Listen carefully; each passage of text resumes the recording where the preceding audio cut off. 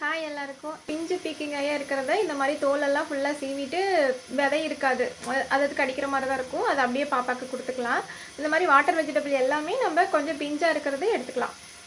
பாருங்கள், கட் பண்ணி பார்த்தா கொஞ்சம் கூட விதையே இல்லை. உருளைக்கிழங்கு இந்த மாதிரி தோலெல்லாம் ஃபுல்லாக சீவிட்டு நான் வாஷ் பண்ணி வச்சுருக்கேன். இதையும் கட் பண்ணி நம்ம காயிலே போட்டு எடுத்து மேஷ் பண்ணிக்கலாம். இந்த மாதிரி நான் கட் பண்ணியிருக்கேன். ஏன்னா நம்ம சாப்பிட்றதுக்கு வந்து லைட்டாக தோல் இருக்கிற மாதிரி இருக்கும். இதில் ஃபுல்லாக க்ளீன் பண்ணிக்கிறனால இது தனியாக எடுத்துக்கலாம் குட்டிக்கு. அதுக்காக உருளைக்கிழங்கு இதையும் நான் அதிலேயே போட்டு எடுத்துக்கிறேன். லாஸ்ட்டாக எடுத்து மேஷ் பண்ணிக்கலாம். உப்பு காரம் போடல, கொஞ்சம் மஞ்சத்தூள் மட்டும் நான் போடுறேன்.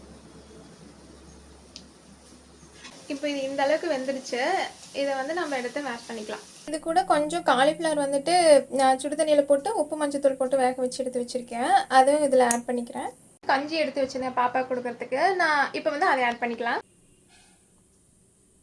வச்சுட்டு வந்தோம் இல்லையா, அது எல்லாத்தையும் நான் அரிசி கஞ்சியில் ஆட் பண்ணிக்கிறேன். இப்போ இது ரெடி ஆயிடுச்சு. நம்ம இதை அப்படியே குட்டிக்கு கொடுத்துடலாம். நம்ம இந்த மாதிரி வாட்டர் வெஜிடபிள்லாம் செய்யும்போது அதாவது பாப்பாவுக்கு வந்து அரைப்போம்ல, அப்போ வந்துட்டு ஒரு 4-5 வறுத்த வேர்க்கடல அல்லது வேர்க்கடல பொடி இந்த சேர்த்துனோம்னா ஸ்மெல்லு சூப்பராக இருக்கும். அவங்களும் நல்லா சாப்பிடுவாங்க. ட்ரை பண்ணி பாருங்கள். ஓகே, நாங்கள் சாப்பிட்டு வரோம். பாய்.